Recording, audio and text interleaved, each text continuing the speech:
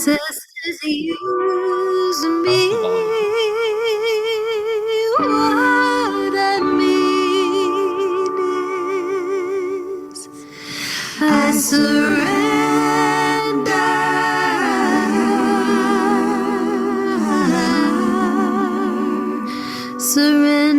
my life to you, surrender my life to you, surrender my life to you, surrender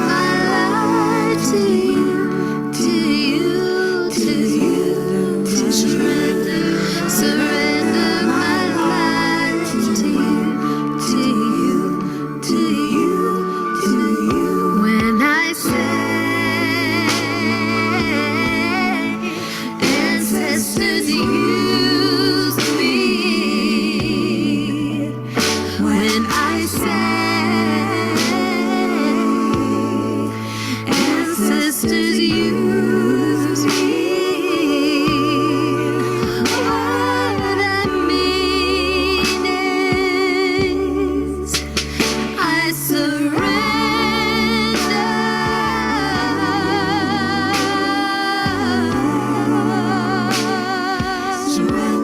my life to you, surrender my life to you,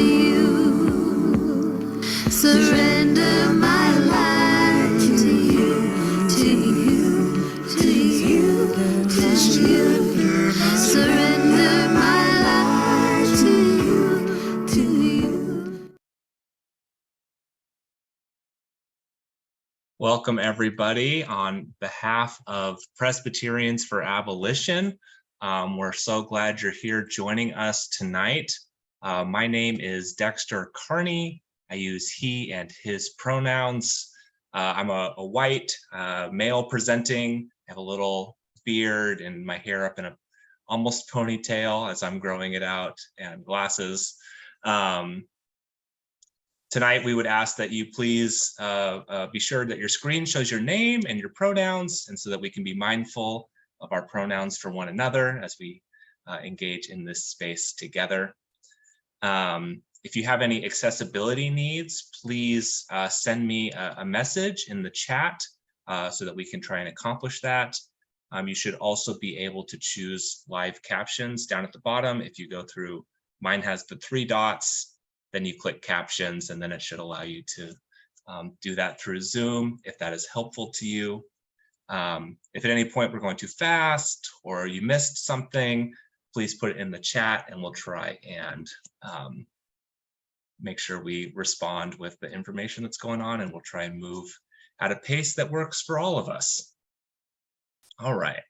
Well, some of you might be wondering, what is Presbyterians for Abolition? We are a relatively new group of Presbyterians, starting out in 2020, where we were just gathering online across the country and saying, we need to organize our own people, the people we work with, the people we go to school with, the people we go to church with, and do all of that lovely work together, that we need to organize our people in the face of so many interlocking systems of oppression. So Presbyterians for Abolition, we are trying to move minds, trying to move money, and we're trying to move people.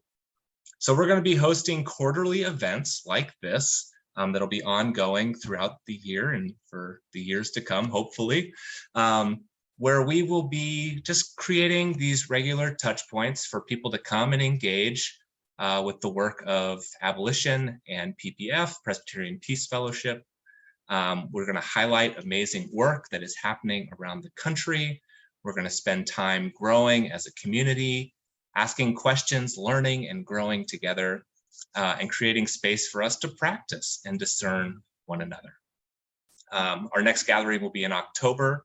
Stay tuned for that date, and I'll give you a little more information at the end of our time together. Tonight, what we're going to be doing is we'll have a few minutes to get to know each other in some small group spaces. So we hope you'll be able to unmute and go off video if possible, and if that's comfortable for you. I'll provide some questions for that time. Then we're going to introduce the Community Safety for All toolkit created by SURJ Faith and the Reverend Ann Dunlap, who is here tonight to speak with us and share all about that. After Ann's presentation, we'll have some time for Q&A. I'll help facilitate that, but I really want to hear your questions as well, so we can talk about that. And then we're going to close with some next steps on ways you can continue to engage and go forward. So if that sounds okay to you, give me a thumbs up. Awesome. All right. Thanks, everybody. So to start off with, I'm going to just split us up into some small groups, some breakout rooms. It's just going to be groups of, 2 or 3 folks. And I've got a couple questions to facilitate that time together. So to start off, I would love for you just to share your name and pronouns and whose land you're on. I'll put a link in the chat if you're curious about that. We'd also love to hear how you're connected to the Presbyterian world as well. And since today we're going to be talking about community safety, the question we'd like you to answer is, what does safety mean to you? And when have you felt safe? So those are going to be the questions. I know sometimes I put them in the chat, and then when we go to breakout rooms, they don't translate as well. So hopefully I kept it simple enough to keep the questions at the top of your mind, but I'm going to share a little bit about who you are, where you're coming from, your pronouns, and how you're connected to the Presbyterian world. And then we're going to have some time to talk about safety.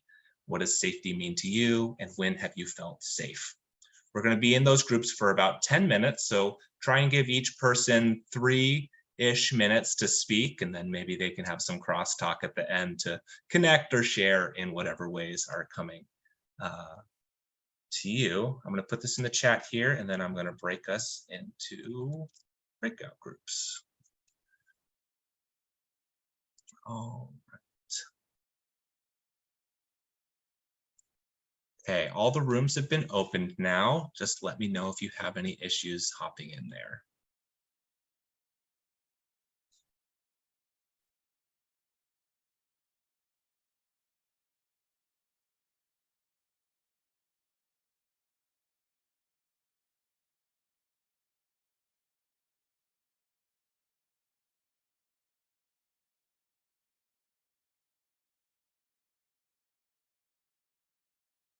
Hey, Darcy, you having any trouble, or is that working okay?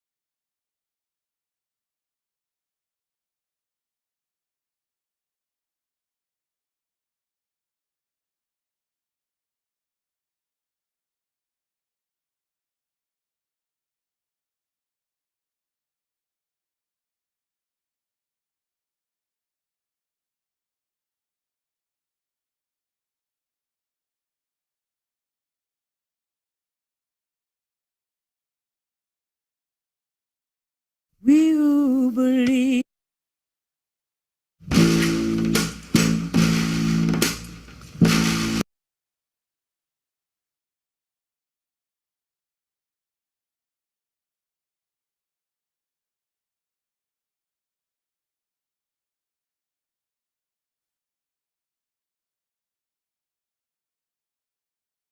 All right, welcome back, everybody. We're so glad to have you all back. I hope that was a fruitful and good time for everybody.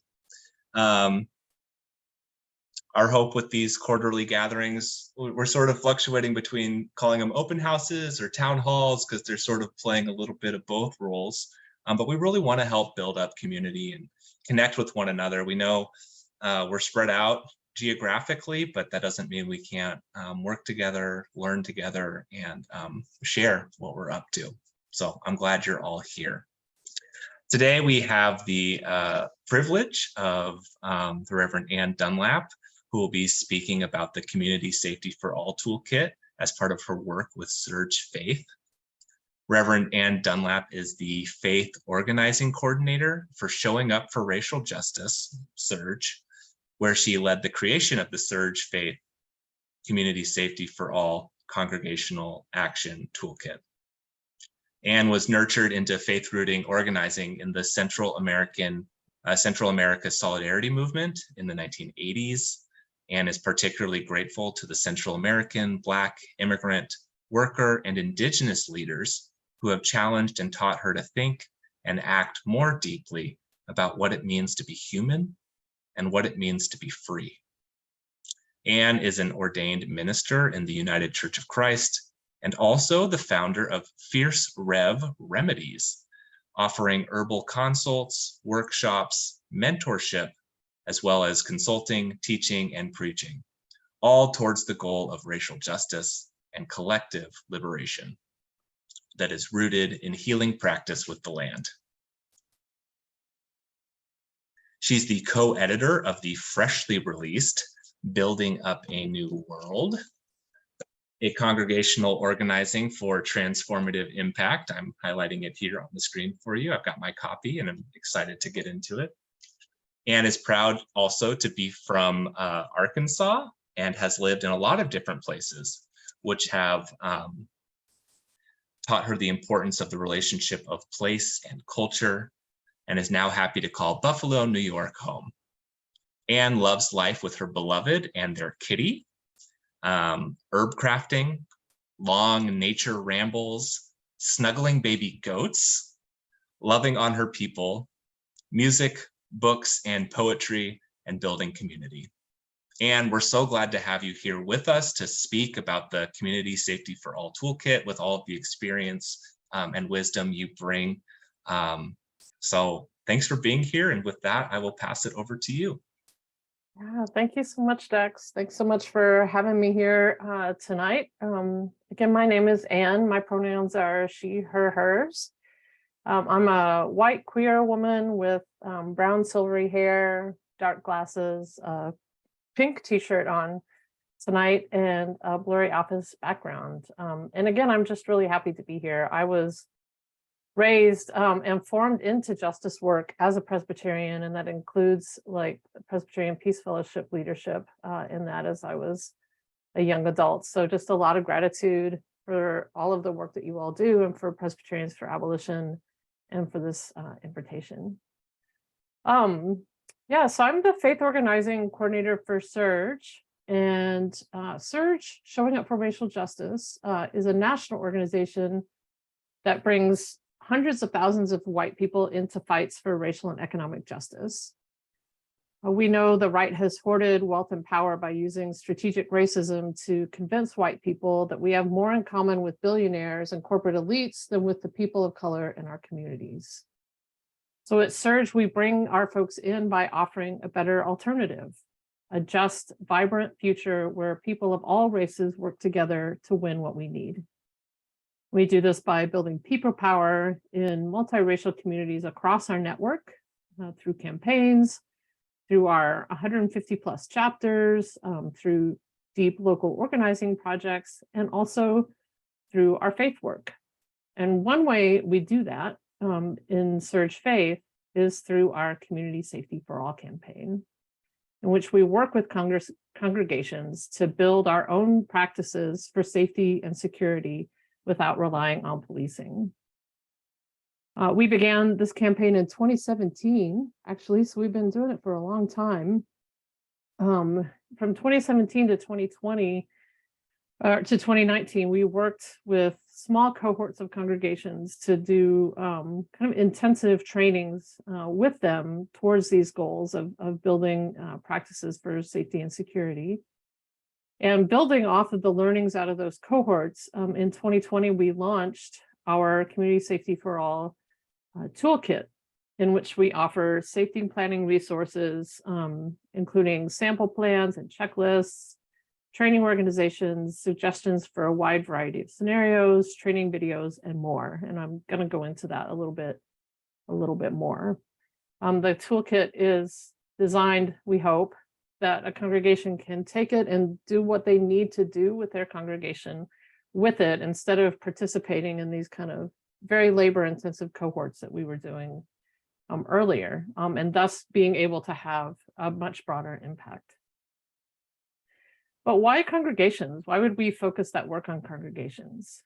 Well, one reason is so that we can, as congregations, withdraw our moral support from an institution that exists to perpetuate systemic oppression and violence. And also, we do that as congregations because we're taking back our own power to love and care and protect one another. For Christians, this embodiment of love and care and protection is actually deeply biblical. So it's also a taking back of our own tradition. And if you want to hear more about that, you might also check out our podcast that we do at SURJ Faith for White Christians called The Word is Resistance, featuring your very own beloved Reverend Liz Carney as one of our contributors, where we talk a lot about abolition, among other things. Another reason why we invite congregations into this work and believe it's really vital is because it's an act of love and accountability to folks in our own congregations and communities who are targets for police violence. So people of color, but also poor and working class white folks, houseless folks, folks with mental illness, addiction, or disability, immigrants, folks in sanctuary fighting deportation, etc. It's a way that we can offer love and care in very demonstrable ways. So for whether those folks are our members or people who share our building or people in our congregation's neighborhood or community. Another reason why congregations need to be doing this work is because our own sacred places are being targeted. With the rise of authoritarianism in the United States, we're seeing a rise in targeted violence, both by the state and also that's tolerated or permitted by the state, including attacks on faith communities by white Christian nationalist organizers. And we're seeing churches, synagogues, and mosques being targeted. Of course, this has long been true for Black churches and for synagogues and mosques. And it's not unusual for LGBTQ or Black Lives Matter affirming predominantly white churches to get targeted in this way, but we're seeing now a rise in this with threats beyond just simply like hate mail. We're seeing, violence against drag shows. This is all of the same kind of activity that's happening, a demonizing of opponents and punishing defectors, folks who are trying to stand up against what's happening, with the impact of that being to try to make churches fearful and silent. I've been in conversation with at least 2 congregations targeted by white supremacist violence, where the police were essentially unhelpful, just saying it's free speech. We don't think this is a threat. There's nothing really that we can do. In one case, a church ended up really intensely vandalized. In another case, this kind of threat mongering has been going on for over a year, and kind of getting increasingly more virulent. I also just learned of a third church where people disrupted the church service on Pride Sunday, and those disruptors were found by police but not arrested or charged. So all of that is we need to understand. It helps us to understand that it's not actually the role of the police in the United States to be helpful. in responding to violence against those targeted for oppression. And if you're a congregation that's showing up on behalf of queer folks, trans folks, Black Lives Matter, immigrant folks, any of those other folks targeted by white supremacist violence, then that also kind of makes us a target too, right? So it's actually the police's job to enforce oppression, which that could be a webinar for another day. Just drop that for you there, Dex. So turning to the police can be unhelpful because they decline to be helpful, as in the case of these three congregations. So this can leave a congregation feeling like there's nothing that they can do, that they're just vulnerable to whatever threat may arise. But if the police are helpful, then the impact of that is that it increases the control and surveillance of everyone perceived not to belong in the church's neighborhood, for example. And even people who use or come to the church's building, like houseless folks, immigrants, queer and trans folks, then those folks are perceived to not belong. So it's a kind of perceived protection through increased violence. And I say perceived because, as we know, it's most likely that police will come after the violence has already happened. So they're not actually protecting us from any kind of violence in the moment. So there's just a lot of shared interest for congregations to figure out how to practice community safety without relying on police, both for the people that we love and are in community with, as well as for our own congregations. So what can we do? Well, that's why we created this toolkit, because there's so much in the toolkit for you. So I'm going to offer just a quick overview here, and then what I want to do is just open up for Q&A, because I would really love us to have like a conversation and to hear your questions. But the quick overview of what's inside the toolkit is what we call a 4-movement model, which is rooted in praxis. Praxis, P-R-A-X-I-S, which is a fancy word that comes out of Latin American liberationist movements that really means that we take action as we learn, and we learn as we take action. What do we do about what we know? So there are things that we need to understand about policing. For example, its roots and history and how it enforces white supremacy to this day. But that knowledge doesn't do much if we're not actually taking action on it. So that's praxis, action and reflection, a cycle that's ongoing. So the idea of movements reflects that cycle, that ongoing work that overlaps and grows and is never quite done, like the movement of the seasons or water or of a symphony. So movement 1 and 2 are reflection-oriented, offering political education on the roots of policing and how it upholds white supremacy, as well as some theological reflection pieces for understanding how our own traditions uphold the logics that undergird policing in our own practices and theologies. Movements 3 and 4 are more action-oriented, where your community really takes a look at how your specific community relies on policing and how it can build different safety practices instead. So some highlights of what you can find in the toolkit include our piece called God is an Abolitionist, that really lays out the biblical and theological grounding for this work. We have a pair of assessments that congregations can use to figure out, like, just ask yourselves, what kind of people come to our building or hang around outside? What are scenarios in which our congregation would call 911? How might we already be utilizing police and we haven't just really thought about it? Or maybe there's ways that we've already figured out how not to use them and we haven't thought about that either. There's also action scenarios. So for as many of these scenarios as we could think of around, like, if you call 911 for this, try this instead. There's just pages and pages of, if you're considering this, try this instead. If you would usually call 911 for a mental health crisis, try these things instead. Mental health first aid, building a response team, etc. If you're concerned about vandalism, do this instead. If you're concerned about community defense, try this instead.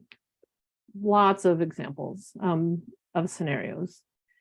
We also have several sample safety plans from actual congregations that have developed safety plans in conversation with the toolkit, and sometimes even before the existence of the toolkit, and were folks who were instrumental in creating the toolkit together with me and offered their safety plans for other congregations to look at. So you can get a sense of what congregations have actually done, how they've designed their own safety plans. There's a lot of training resources, including where to find trainings and links to recordings and resources of trainings that we've done at SURJ Faith. A really short sample of what you will find includes resourcing around de-escalation, around building and perimeter security, around mental health and first aid rapid response, direct action, self and community defense, and also know your rights trainings. It's important to note with that it's important for us to know our rights, even though it's very common that ICE, Immigration Customs Enforcement, ICE, and police will ignore them, but it's important for us to know them anyway. The toolkit has other resources as well. As I mentioned, there are political education pieces on the history and role of police in upholding white supremacy. There's theological reflection pieces. There's in those first two movements, there's questions for exploration that you can do with your community. There's frequently asked questions and a lot more. And we also keep updating it as we learn more together. So it's not a static document. We routinely add more tools. I added some just today, more resources, more safety plan templates. For example, also, we're currently working on a couple of pieces on digital security, as well as on psycho-emotional safety and care for when your congregation is targeted by white nationalists, that we'll have in there later this summer. And in this campaign, there's also support. We have ongoing quarterly practice circles where we do community building, because this can feel like very isolating work, like we're the only ones doing this, but we're not. We do problem solving with real case studies, and we offer skill shares and best practices from what congregations are actually doing on the ground. We also offer, through SURJ Faith, periodic trainings. We have a training series coming up on August 23rd and October 18th, a two-part series called Community Safety: What If Our Congregation is Targeted? And we also are happy to do one-on-one coaching and also one-time mini trainings with your congregation. I know Reverend Liz, who's on our organizing team, loves doing one-on-one ones with people to talk about abolition and community safety. So just a little plug for awesome Reverend Liz. I'm often asked like how congregations use the toolkit, and there's so many ways that they do. It's not intended to be a cookie cutter where it's like do X, Y, and Z in this order, because it really depends on your congregation's context, where you are. Is it urban? Is it rural? Is it, wealthy? Is it working class? Are you in a suburb? Like all of that kind of context. And also like where your congregation is collectively on the racial and economic justice journey. If this is brand new, you're going to start in a very different place than if you're already down the road a ways. But some of the ways that congregations have used the toolkit is for political education and theological resources, just to get those conversations started if their congregation is kind of new to this. Folks have used the assessments to begin building out a safety plan, like what's most likely, who uses our building, what do we already know, those kinds of questions. They've used the action scenarios to address particular situations such as mental health crisis response or vandalism. And they use the action scenarios and training resources to address a more complex situation, such as their congregation being targeted by white supremacist violence. So that's just a quick overview. you and your congregation can get connected to this campaign by signing up for the toolkit. And I think that link is in the chat for you already, but Dex, if you would be so kind as to put that in there again. There is just a wealth of resources in the toolkit. And signing up for it also gets you on the list for the updates about our practice circles, the upcoming trainings that are going to happen, as well as just all the other SURJ Faith goodness that we're up to. And as I kind of close out this piece, I want to quote Adrienne Marie Brown, one of my favorite things that she says, which is, let us practice in every possible way the world we wish to see. If we begin to understand ourselves as a practice ground for transformation, we can transform the world. And that's really what we're asking in this campaign, is to practice the world that we wish to see. Imagine in the breakouts, those questions around safety and when we experience safety. There's a lot in there of the world that we wish to see. I'm pretty sure there definitely was in our group. So let us practice in every possible way the world we wish to see. If we begin to understand ourselves as a practice ground for transformation, we can transform the world. So Reverend Dex, I would love to hear questions, thoughts, conversation. Thank you so much, Reverend Ann, for giving us the down low on what I know is a lot of work and a lot of information and a lot of scenarios, for sharing that with our group. I imagine the group has lots of questions, so there's going to be two ways that I would invite you to ask your questions. One, you can put them in the chat and I'll read them out loud, or if there's several that are similar, I might bunch them together if you'll allow me a little bit of that facilitation privilege. You can also raise your hand by raising your literal hand or raising your Zoom hand, and I will do my best to scan the screen and invite you to ask your question. And we'll go from there. Does anyone have any questions?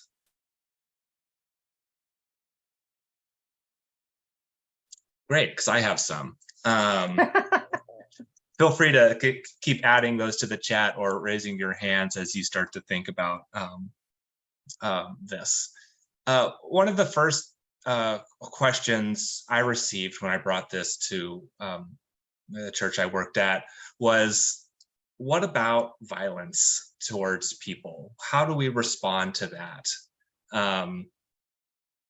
I'm curious how you and the toolkit might like to respond to that, of what do we do? And I want to distinguish violence towards people as different than damage to property in my definitions of those things. But what do we do with violence, I think, is a question that often comes, the first question people have, and one I've heard many times. Yeah, I think that's a really common question.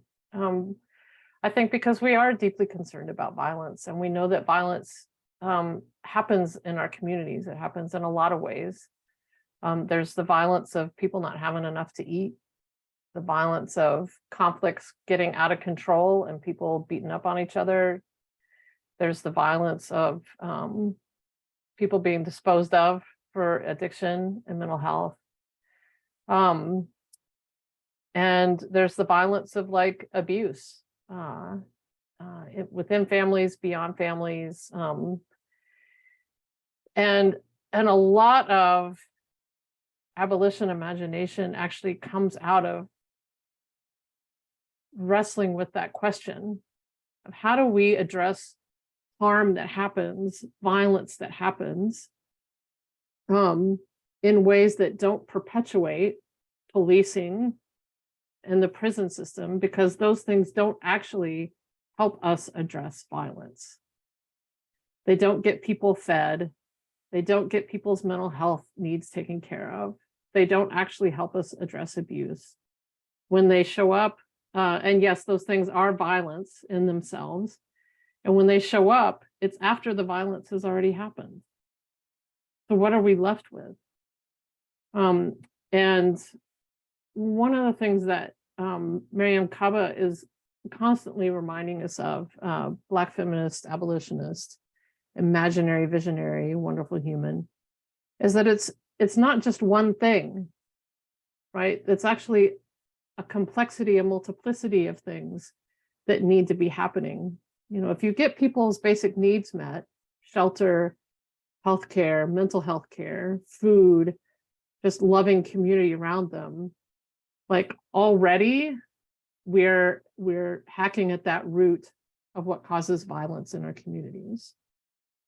Transformative justice practices as well, that both center the survivors of violence, but as well as like holding the perpetuators accountable in ways that don't involve prison and policing systems, are other ways that we can address harm and violence when they happen.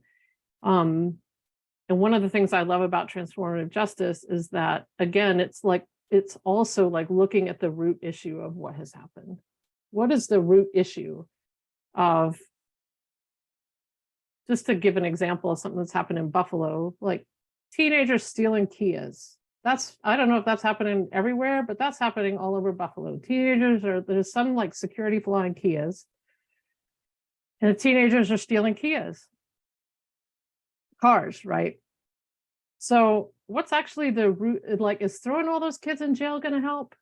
Like, no. Is arresting them and putting them in jail where they could die, because people die in the Erie County jails here, is that actually going to help? Like, what is actually the root issue of what's happening in this situation? And that includes also for perpetuators, right? It's like, what's the underlying root that needs healing, that needs attention, while also holding accountability for those folks. So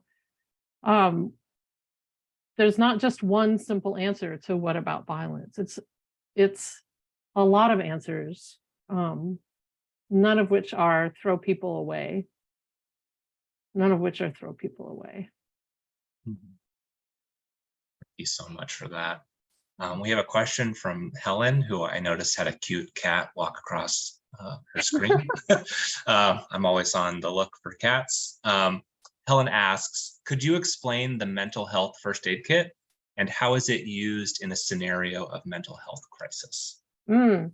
So mental health first aid is actually a training that members of your congregation can go through. At my church here in Buffalo, where I'm a member, several members of our congregation did a mental health first aid training where they lead you through understanding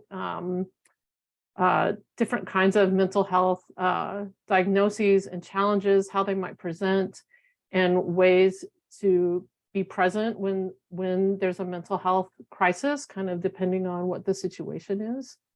And help to like also destigmatize what we think a mental health crisis might look like. There's a lot of disinformation about mental health crises, that folks with mental illness are violent. That's actually very rare that happens. It's much more likely that a person in crisis is going to have violence perpetuated against them by the state. And that's part of what we're trying to avoid by training ourselves for how to actually support someone in our congregation who might be having a mental health crisis. So that's an actual training you can go through. There's links to that in the first aid kit, as well as some other like resources, both in the toolkit and also in our another very expansive document that I created, the political, what do I call it? The political education resource list. There's a section as well about disability and policing, where there's some pieces around, and also in the alternative section, there's pieces around how to support folks in mental health crises. We have a question from Darcy. How can we as the Poor People's Campaign help? Have you seen overlap with that organizing movement as well, and how they might engage? That's a really great question. I think that's a great question. I think because poverty itself is so criminalized, that bringing that like abolitionist imagination and analysis to what happens to folks when they're poor, how do people feed themselves, have shelter, the criminalization around,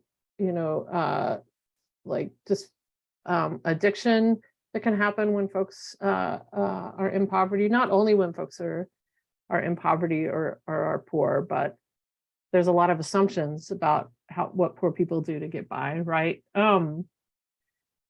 So yeah, I think and my guess would be that most of the folks involved in the Poor People's Campaign, like they understand that already. So just, if you're bringing that, partnering in that work in your congregation to like make those connections, if we're active in this campaign, and then also, let's not bring the cops on the poor folks in our communities, because we know that doesn't help. That's not going to get anybody out of poverty. The other thing of that is, so many folks are poor and working class because we've invested in policing rather than what makes for thriving communities.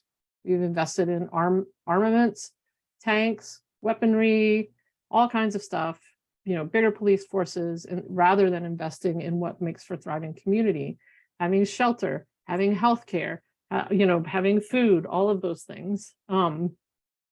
We have enough to be able to do that, and we don't.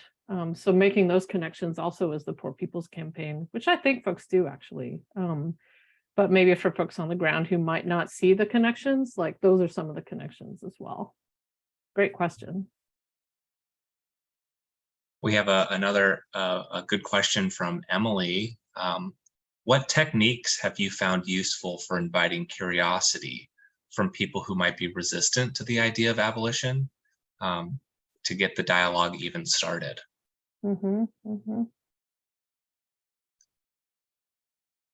Yeah, this whole question around safety, what actually makes for safety? When have you felt safe? How we opened, our time together tonight, the questions from Dexter. I think that in itself, like, what actually created that? What were the components present that helped us to feel safe in those moments? What did it feel like? What did it taste like? What did it smell like? What did it like literally feel like in our body, around us? And wouldn't we want the whole world to feel like that? Because almost never when we talk to folks about that question, do people say, oh, the police. They say things like, the story I was sharing was the hometown where I grew up, and the church that I grew up in, small town Arkansas, where I knew that I was loved and cherished.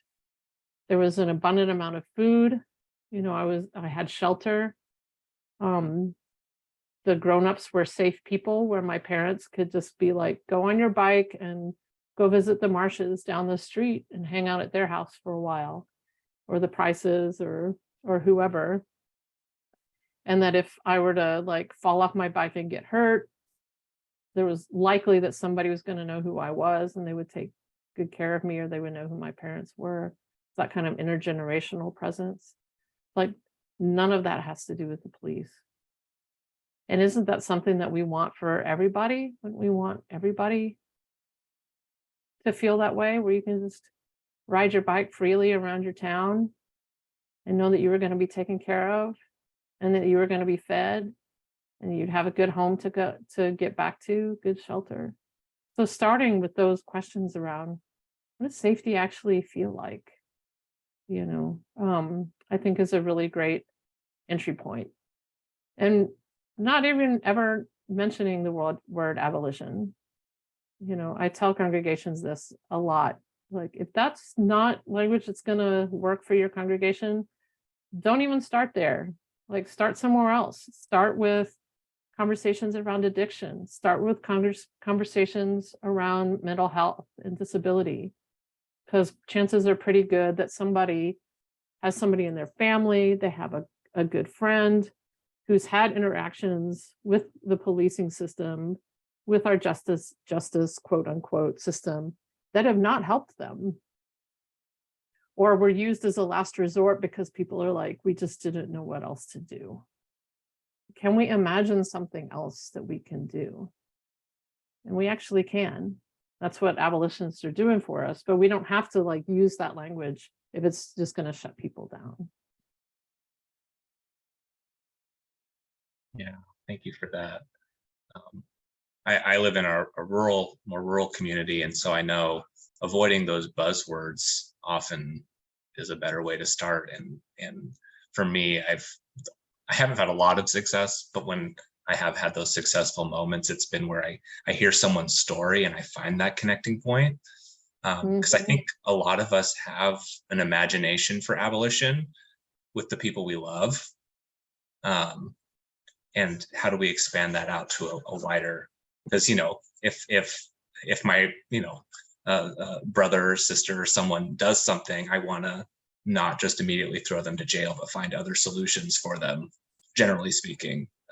Yeah. So I know there's some bases like that too.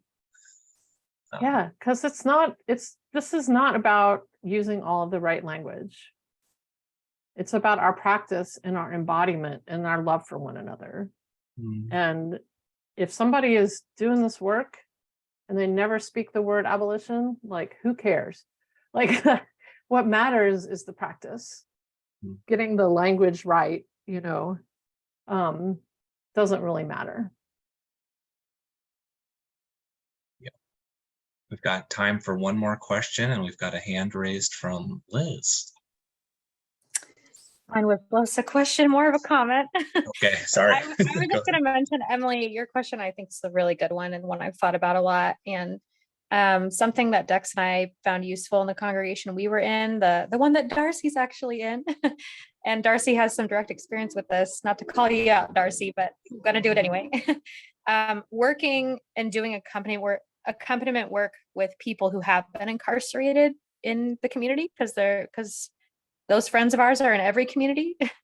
And I guess my experience was that it didn't take folks very long in the little group working with our friend who was coming out of incarceration to like hear about the very serious, ridiculous barriers he was facing in trying to rebuild a life. And there was sort of like my experience of being in that community that kind of walked alongside this person was that slowly folks were like, oh my gosh, this is so messed up. This system is not making this person better. Like, he's trying so hard, he's doing XYZ things, and the system just keeps undercutting him and pushing him backwards. And like having that lens through what's happening to this friend, I have seen be so powerful, and in myself, and also just folks I've walked with along their own journey. So I just wanted to mention that because I found it. And, you know, the starting point is not let's abolish the police, but pretty soon you start to draw the, you know, follow the threads. Yep. That's great. That's great. Thank you, Liz. Well, Clay, do you have one more quick question for us? Yeah, real quick. Are there a list of congregations that are already adopting and using this work so that we can look for folks maybe similar to us, a purple congregation in a rural area, so that we don't fall into the same mistakes if we were to take pieces of this? And we would have to take pieces of this in our area, I believe. Yeah, that's why we designed the toolkit the way we did, so that congregations could take pieces, like figure out your context and build what works for you. It's not at all intended to be a one size fits all kind of toolkit. Do X, then do Y, then do Z. Like, take a piece from here, then take a piece from here, and then take a piece from here, and do some stuff for a while, and then come back and be like, okay, now we need this piece and this piece and this piece. That's absolutely how we want folks to be using that, because your context in small town rural place is going to be really different from like a white suburb of LA, right? So absolutely do that. And yes, we do keep a list. It's not public generally, but we have tracking issues with it because of our database is ridiculous, but there's probably a couple hundred like congregations who've actively been using this toolkit, attending our trainings, attending our quarterly practice circles. So you are definitely not alone, and there are definitely small town rural congregations also in the same boat. So I encourage you like come to our practice circles actually to meet other folks who might be in similar positions as yourself. It was a great question, Clay. Thank you. And a beautiful segue. I want to say first and foremost, I'm so grateful for all of you for taking an hour out of your evening to come and be with us and learn about this amazing toolkit, connecting with SURJ Faith and Presbyterians for Abolition. The next CS for A is sort of the abbreviation that we use for Community Safety for All Congregational Action Toolkit, CS4A. The next gathering is actually going to be July 18th, so very soon. And that's going to be at the same time as we met here, 8 p.m. Eastern, 5 p.m. Pacific. The link to that is in the chat. If you're interested in Presbyterians for Abolition, we would love to connect with you. We have a form that you can fill out if you'd like to arrange a one-on-one just to get to know us a little bit better. And you can also find us on the Presbyterian Peace Fellowship website, which is here. Sorry for invading the chat like that. And the next open house that we're going to have is going to be in October. We're hoping to have Dr. Chris Burton. Dr. Burton is the director of the Leadership Institute at Union Presbyterian Seminary in Richmond, and he just finished his dissertation on the church and abolition, or the Bible and abolition, excuse me. So he'll be doing a little bit of teaching us about what the Bible has to say about abolition as we continue to grow this community. And we hope to see you all at future events. And we invite you to go ahead and find your way out as we enjoy this song from Mavis Staples.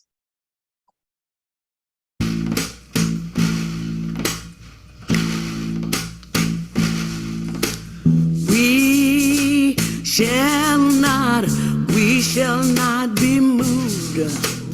We shall not be moved like a tree that's planted by the water.